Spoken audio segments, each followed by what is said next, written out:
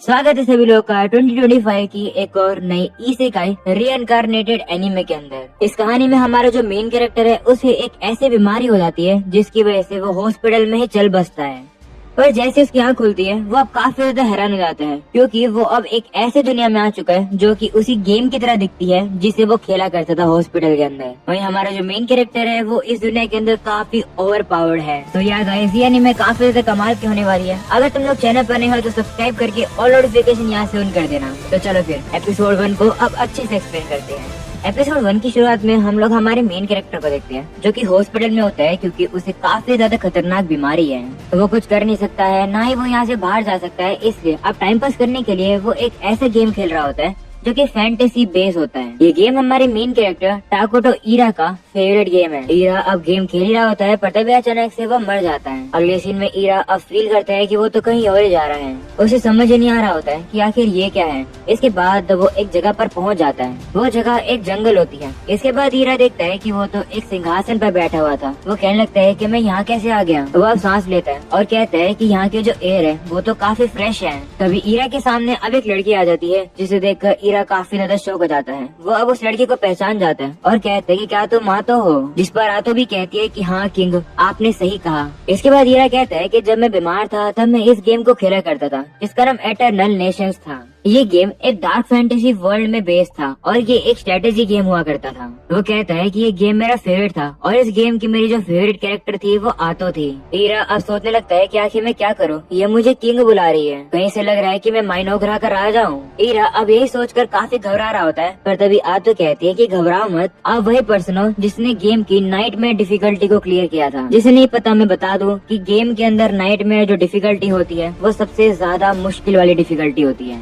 यानी अगर तुम लोग को एक हमला भी लगेगा तो भी तुम मर सकते हो। आतो अब उसे कहने लगती है कि आपने इस डिफिकल्टी को ऐसे सिविलाइजेशन का यूज करके कंप्लीट किया जो कि काफी डिफिकल्ट होती है हैंडल करने के लिए। उस सिविलाइजेशन को सिविलाइजेशन ऑफ रुइन कहते हैं। शॉर्ट में कहे तो माइनोग्रा। आप लेजेंडरी प्लेयर हो जिसकी रैंकिंग टॉप पर है। ये सुनकर अब ईरा हैरान हो जाता है और कहते हैं कि तुम्हें कैसे पता। जिस पर अब वो कहने लगती है कि मुझे सब कुछ याद है, मुझे हर एक वो शब्द याद है जो कि आप मुझसे कहा करते थे कि किस तरीके से हम लोग कितनी बार दुनिया पर कब्जा करेंगे। मुझे सब कुछ याद है कि किस तरीके से हमने गेम को कितनी बार खत्म किया है। तो आप चिंता मत करो किंग, मैं आपको जानती हूँ। ये सुनकर ईरा कहता है कि तुम्हें मैं गेम में यूज किया करता था अपने प्ले स्टाइल के तौर पर। ऐसे इसलिए क्योंकि मैं होप करता था कि मैं एक दिन तुम्हारी तरह ही ताकतवर बनूं। मुझे काफी ज्यादा खुशी हो रही है कि मैं एक्चुअली में तुमसे बात कर पा रहा हूँ। ऐसा बोलकर ईरा थोड़े से इमोशनल हो जाता है जिस पर आतो से कहने लगती है कि हाँ मुझे भी काफी खुशी हो रही है आपसे बात करके। इसके बाद ईरा उससे पूछता है कि क्या ये हेवन है, क्या तुमने मुझे यहाँ समन किया है। जिस पर वो कहती है कि मैं भी यहाँ पर अचानक से आई हूँ, मैं श्योर हूँ कि ये हेवन तो नहीं है। सही बताऊँ तो ये दुनिया एटर्नल नेशन की दुनिया जैसी ही लग रही है। शायद ये एक मिरेकल है पर कोई बात नहीं किंग, मैं काफी ज्यादा खुश हूँ कि मैं आपसे इस तरीके से मिल पाई।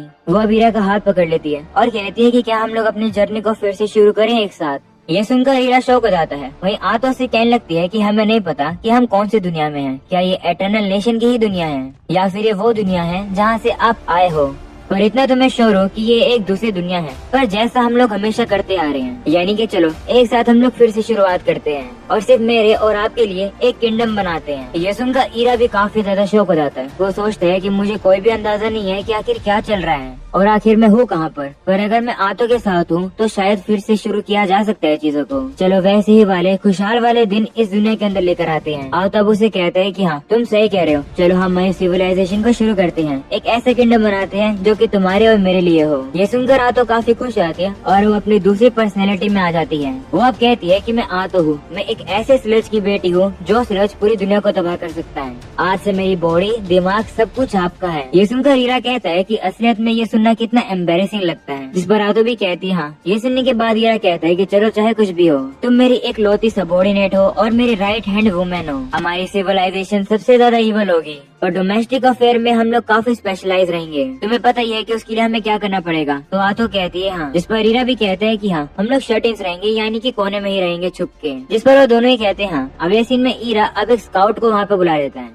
और वो स्काउट एक काफी ज्यादा अगली क्रिएचर होता है जिसे देखकर ईरा कहता है कि भले ही ये डिस्गस्टिंग है, हम कहीं जा नहीं सकते हैं तो हम लोग इसका यूज करके इन्फॉर्मेशन पता करेंगे, इससे हमारे बारे में किसी को पता भी नहीं चलेगा। ईरा उस कीड़े से कहता है कि मैं तुम्हें हुक्म देता हूँ कि जाओ जाकर एरिया को चेक करो। तो वो कीड़ा भी मान जाता है और वो काफी तेजी से वहाँ से चला जाता है। वहीं ईरा कहने लगता है कि मैं इस कीड़े के साथ अपने विजन को भी शेयर कर सकता हूँ, बिल्कुल गेम की तरह। पर ऐसा करने में मेरा 100 माना लग गया, मेरे पास अब 100 माना ही बचा है, और अगर हमें अपना बेस बनाना है तो उसे बनाने में मेरा 20 माना लगेगा। ये सुनकर आतो कहती है कि माना तो काफी इम्पोर्टेंट है, हमें उसे वेस्ट नहीं करना चाहिए ऐसे ही। तो ईरा कहता है कि सच बताऊं तो मैं एक वॉरियर बनाना चाहता हूँ जो कि हमारे लिए लड़ाई करे, पर इतने माना में तो कुछ भी नहीं हो पाएगा। जो सुनकर आतो कहते हैं कि आप चिंता मत करो, अगर लड़ने की बात आएगी तो मैं लड़ लूंगी। ऐसा बोलकर वो कहती है कि काश में से कह पाती। ईरा कहने लगता है कि हाँ तुम सही कह रहे हो, जो हीरो की यूनिट होती है और आतो वो टाइम के साथ ही ताकतवर बनती है, पर तुम्हारा अभी का जो स्ट्रेंथ है वो सिर्फ 3 है। इसका मतलब है कि जो हमारे किंगडम माइनोग्रा है उसके लिए काफी रिस्की जगह है अभी। अगर हमारे सामने कोई पावरफुल एनिमी आ भी गया तो हम लोग नहीं बच पाएंगे। डिफिकल्टी तो सही में काफी हाई है। वह उदास हो जाता है, जो देखकर आतो कहती है कि दुखी मत हो। अगले सीन में ईरा अब उसे कीड़े की विजन को देख रहा होता है। वो आतो को बताता है कि ये कीड़ा पूरे फॉरेस्ट में जा चुका है, पर अभी तक मुझे कोई भी जानवर या फिर मॉन्स्टर नहीं मिला। ये सुनकर वो कहती है कि ये जगह तो छिपने के लिए बिल्कुल अच्छी है, पर ये बात काफी अजीब है कि इस फॉरेस्ट में कोई जानवर नहीं है। वहीं ईरा कहता है कि खाने के लिए भी कुछ नहीं है फॉरेस्ट के अंदर। एक काम करता हूँ, थोड़ा देर और स्कैनिंग करता हूँ। ये सुनकर अब आतो से कहती है कि माफ करना, मैं आपके ज्यादा काम नहीं आ पा रही। जो सुनकर ईरा कहता है कोई बात नहीं, अच्छी बात तो ये है कि तुम मेरे साथ हो, इतना ही मुझे चाहिए। ये सुनकर आतो शर्मा जाती है और वो उसके पास आकर उसका शुक्रिया करती है। वहीं ईरा अब आतो को थोड़ा सा करीब से देखता है और कहता है कि गेम में तो ये मैं कह नहीं सकता था, पर अब सामने सामने देखकर पता लग रहा है कि आतो की पर्सनैलिटी है कैसी। तभी अचानक से ईरा को अब उस कीड़े के विजन से डार्क एल्फ की कम्युनिटी दिखती है, जो कि उनकी जगह से ज्यादा दूर नहीं है। ईरा अब देखता है कि यहाँ पर तो काफी सारे एल्फ जो हैं वो सभी इकट्ठा हो रखे हैं। आतो अब कहती है कि अगर यहाँ पर एल्फ है तो सही में ये एक फैंटेसी दुनिया है। जो डार्क एल्फ होते हैं वो हल्के से ईवल होते हैं, तो चिंता की बात नहीं है। ये सुनकर ईरा कहता है कि क्या ये सही में एटर्नल नेशन की ही दुनिया है, क्योंकि अगर यहाँ पर एक और सिविलाइजेशन की सेटलमेंट है तो ये हमारे लिए बुरा है। मैं नहीं चाहता था कि वॉर हो, इसलिए तो मैं शुरू से छिपना चाह रहा था। जिस पर आतो भी कहती है हाँ, हमारे नेबर्स ही दूसरी सिविलाइजेशन के लोग हैं, जो कि एक खतरे वाली बात है। अगर खतरा आ भी जाएगा तो चलो एक साथ भाग जाएंगे। जिस पर ईरा भी कहता है हाँ, क्योंकि मेरे किंगडम में शांति होनी चाहिए। तो आतो भी कहती है हाँ, वॉर करना सही नहीं रहता है। जिस पर ईरा कहता है हाँ बिल्कुल, सबसे पहले हम लोग डार्क एल्फ पर थोड़ी नजर रखेंगे और इन्फॉर्मेशन इकट्ठा करेंगे सराउंडिंग की, पर अगर हमारा लक बेकार हुआ तो हम यहाँ से काफी दूर भाग जाएंगे। उनका तो अब यही प्लान होता है, पर अब अचानक से यहाँ पर डार्क एल्फ का ही ग्रुप आ जाता है। डार्क एल्फ भी उन लोगों को देखकर काफी घबरा जाते हैं और ईरा और आतो भी उन्हें देखकर घबरा जाते हैं। अगले सीन में हमें पास्ट के सीन दिखाया जाता है, जहाँ पर ये डार्क एल्फ का ग्रुप इसी तरफ आ रहा था। इनका जो ग्रुप का हेड है उसका नाम जिया है। वहीं पर उसके साथी कहते हैं कि चलो इस फॉरेस्ट से भाग जाते हैं। जिस पर जिया कहता है कि ऐसे करके क्या ही हो जाएगा, वैसे भी हमें हमारे एरिया से ही भगा दिया गया, हमारे पास कहीं भी जाने की भी जगह नहीं बची है, बिल्कुल खाना भी नहीं है। ऐसे चलता रहा तो जितने भी बच्चे हैं वो सर्वाइव नहीं करेंगे। इस फॉरेस्ट में कम से कम थोड़ी बहुत वेजिटेबल्स मिल तो जाती है, थोड़ा सा और खोजेंगे तो जरूर खाना भी मिल जाएगा। वहीं पर उसके साथी कहती है कि यहाँ से जो आगे वाली जगह है उसको अकर्स्ड लैंड कहते हैं। कहा जाता है कि उस जगह के अंदर किसी इवल चीज को सील करके रखा गया है। इस बात पर जिया विश्वास ही नहीं करता। वो कहता है कि अगर कोई इतनी बुरी चीज होती तो यहाँ पर इस तरीके से पेड़ वगैरह नहीं उग रहे होते। हार नहीं मानते, हम लोग आगे बढ़ते हैं। जिस पर सभी लोग भी कहते हैं हाँ। सभी लोग अब आगे बढ़ रहे होते हैं। वहीं पर जिया अपने मन में कहता है कि सही बताऊं तो ये फॉरेस्ट सही में डरावना है। अगर कोई बुरी चीज एग्जिस्ट करती भी है तो भी मैं यहाँ से भाग नहीं सकता हूँ, क्योंकि सिर्फ हमारे ग्रुप के अंदर ही जान बची है, तो हमें लोगों को खाना ढूंढना पड़ेगा। वो अब जैसे आगे आता है उसे अब ईरा की खतरनाक प्रेजेंस फील हो जाती है। वो तो ईरा को अच्छे से देख भी नहीं पाया था, उसे तो बस वो एक एंटिटी दिखाई दे रहा था। जिया अब ईरा को देखकर घबरा जाता है और कहता है कि ये क्रिएचर तो बहुत ही ज्यादा ईवल है, मुझे सावधान रहना होगा। अगर मैंने एक भी गलत एक्शन लिया तो मेरी पूरी फैमिली खत्म हो सकती है। ऐसा बोलने के बाद वो जाकर उनके सामने बैठ जाते हैं। जिया अब उनसे कहता है कि मैं मजारम क्लैन का डार्क एल्फ हूँ, मेरा नाम जिया है और मैं एक हेड वॉरियर हूँ। वो ईरा से कहता है कि मैं देख पा रहा हूँ कि आप काफी ज्यादा पावरफुल पर्सन हो, माफ करना मैं आपकी बिना परमिशन के आपके फॉरेस्ट में आ गया। ये सुनकर आतो भी कहती है कि अच्छी बात है कि तुम्हें पता है कि यहाँ पर किसे आना चाहिए किसे नहीं। अब ये बताओ कि आखिरकार किस कारण से तुम्हें इस एरिया में आना पड़ा। तो जिया कहता है कि मेरा जो क्लैन है मजारम क्लैन, जो कि डार्क एल्फ का है, हम पहले डोरागिया के बीच वाले लैंड्स में रहा करते थे। वो अब सारी बातें बता ही रहा होता है, जो देखकर आतो को गुस्सा आ जाता है। वो उसे कहती है कि चुपचाप से शॉर्ट में बताओ। ये सुनकर अब जिया घबरा जाता है। वो कहता है कि हम लोग को हमारे ही लैंड से निकाल दिया गया, हमारे पास जाने के लिए अब कोई भी जगह नहीं बची है। ये सुनने के बाद ईरा अब उससे कहता है कि तुम तो भूख की वजह से काफी कमजोर लग रहे हो। तो जिया कहता है कि हम लोग को मारा जा रहा था, इस वजह से हम लोग भाग गए, और क्योंकि हमारे पीछे लोग पड़े हुए थे हम लोग ज्यादा खाना अपने साथ लेकर नहीं आए और सारा खाना खत्म हो गया, और अब काफी दिनों से हमने खाना नहीं खाया है। जिया अब याद करने लगता है कि किस तरीके से उसके क्लैन के साथ कितना बुरा बिहेव किया गया। तो अब कहने लगता है कि आखिरकार हम लोगों ने ऐसा किया क्या था जिसकी वजह से हमें ऐसी हालत मिली। हम तो बस शांति वाली जगह चाहते थे, क्या ऐसा सोचना एक गुनाह है? तभी ईरा उसके सामने काफी सारे सेब फेंक देता है और कहता है कि ये तुम्हारे लिए है, क्या तुम्हें पता है कि ये क्या है? इन्हें एप्पल्स कहते हैं। जिस पर जिया कहता है कि आज तक मैंने जितने फ्रूट्स देखे हैं उनमें से मैंने ये कभी नहीं देखा। जिया अब सोचता है कि क्या मैं इसे यहाँ पर खा लूँ, पर बाकी के लोग भूखे हैं, उनका क्या होगा? वो हिचकिचाई रहा होता है, पर उसके बाकी साथी तो सेब खा लेते हैं और कहते हैं कि ये तो काफी कमाल का है। ये सुनकर ईरा कहता है कि मेरे पास और भी फल है। ऐसा बोलने के बाद वो उन फल्स को जिया के सामने फेंक देता है, पर जिया उन्हें अब भी खा नहीं रहा होता है, जो देखकर आ तो गुस्से में आ जाती है और कहती है क्या हुआ, मेरे किंग तुम्हें ये ऑफर कर रहे हैं और तुम इन्हें नहीं खाओगे? ये सुनकर जिया अब अपना सर नीचे झुका लेता है। वो कहता है कि मेरे क्लैन के और भी काफी सारे लोग हैं जो कि इस लैंड में आए हैं, हमारे साथ छोटे बच्चे भी हैं जो कि काफी भूखे हैं, उन लोगों ने काफी दिनों से खाना नहीं खाया। आपने ये जो फ्रूट दिए हैं ये काफी कमाल के हैं, मैं चाहता हूँ कि मेरी जगह इन फ्रूट्स को मैं उन बच्चों को खिलाऊं, इसलिए प्लीज मदद करो। ये सुनने के बाद ईरा को उस पर रहम आ जाता है और वो उनको फ्रूट के साथ साथ काफी सारी वेजिटेबल्स भी दे देता है। ये देखकर जिया काफी ज्यादा खुश रहता है क्योंकि आज तक किसी ने भी उनकी मदद नहीं करी है। वहीं ईरा उन लोगों को काफी सारी वेजिटेबल्स और फ्रूट दे देता है, जो देखकर तो अब आतो भी हैरान हो जाती है। ईरा उन लोगों से कहता है कि ये सारे फल तुम्हारे हैं, जो सुनकर वो खुश रहते हैं और उसका शुक्रिया करते हैं। वहीं जिया अब ईरा से कहता है कि आखिरकार आप हो कौन? तो ईरा बताता नहीं है, वो कहता है कि ये तुम्हारे हैं। अगले सीन में हमें अब बाकी के डार्क एल्फ को दिखाया जाता है जो कि अब काफी ज्यादा बुरी हालत में होते हैं भूख की वजह से। इतने में ही जिया और उसके बाकी साथी अब खाना लेकर आ जाते हैं।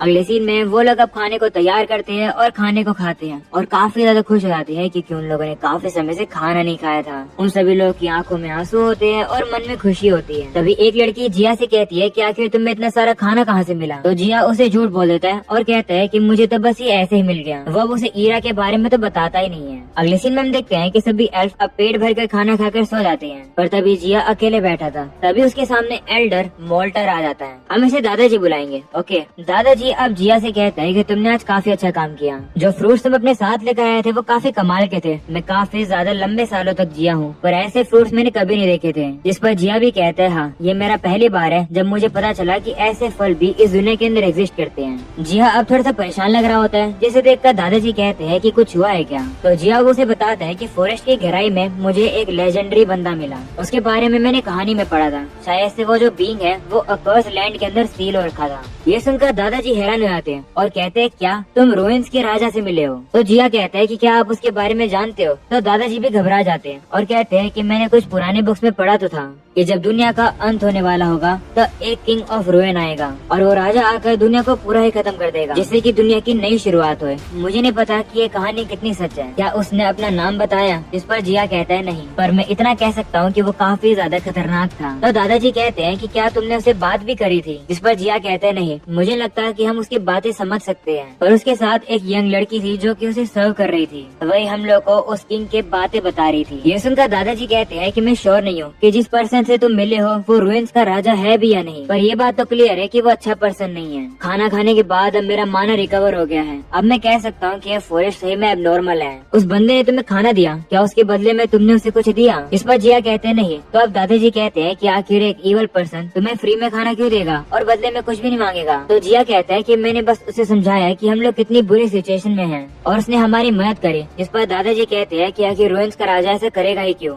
तो जिया कहते हैं आशीर्वाद के तौर पर उसे हमारी सिचुएशन देखकर सिंपैथी आ गई हम पर और उसने हमारी मदद करी। ये सुनकर दादाजी गुस्से में आ जाते हैं और कहते हैं कि क्या तुम उसे आशीर्वाद कहते हो? कहीं उसने तुम्हें मैनिपुलेट तो नहीं कर लिया? जिस पर जिया कहता है कि नहीं। तो दादाजी कहते हैं कि तो तुमने ऐसे क्यों कहा कि उसने तुम्हें अपना आशीर्वाद दिया? इस बात को उस पर्सन से कहा जाता है जिसकी रिस्पेक्ट करते हैं। तो जिया भी कहते हैं कि आप पागल हो क्या? उसके आशीर्वाद की वजह से तो हमारी मदद हुई है। हम मर रहे थे पर बच गए, इसलिए हम लोग उसे रिस्पेक्ट तो देंगे ही। तो दादाजी कहते हैं कि लेकिन हम लोग यहाँ पर एक ईवल पर्सन की बात कर रहे हैं। ये सुनकर जिया कहता है कि तो तुम्हें क्या लगता है कि मुझे क्या करना चाहिए था उस समय पर? तो दादाजी कहते हैं कि इसका जवाब तो मुझे भी नहीं पता। दादाजी अब उसे माफी मांगते हैं और कहते हैं कि माफ करना, वैसे तुमने सही में काफी अच्छा काम किया। उस राजा से मैं नेगोशिएशन करूंगा डार्क एल्फ का लीडर होने के नाते। मुझे जीते हुए 2 सेंचुरीज हो गई है, मैं कुछ न कुछ तो करूंगा ही। मुझे नहीं पता कि हमारे वो दिन कब तब आएंगे जब हम लोग शांति से सोएंगे।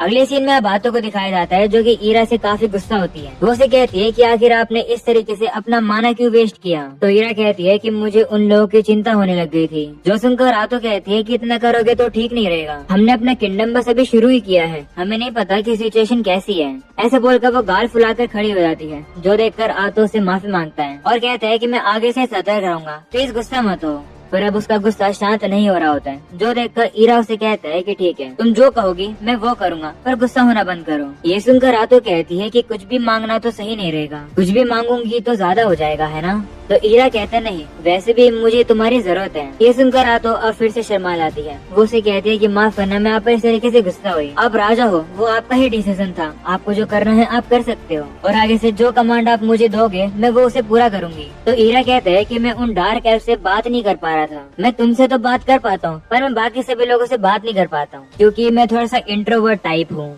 ऐसे बोलकर अब उसकी आंखों में आंसू आ जाते हैं। जो देखकर अब आतो उसे शांत कराने लगती है। और अब इसी के साथ ये एपिसोड यही खत्म हो जाता है। मुझे कमेंट सेक्शन में जरूर बताना कि तुम लोग को ये एनीमे कैसा लगा, क्या मुझे इसे कंटिन्यू करना चाहिए या फिर नहीं। एंड अगर तुम लोग को ये एपिसोड पसंद आया तो तुम्हें पता ही है कि क्या करना है, चैनल को सब्सक्राइब और इस वीडियो को लाइक। तो मैं मिलूंगा तुम लोगों से नेक्स्ट वीडियो में, तब तक के लिए बाय बाय।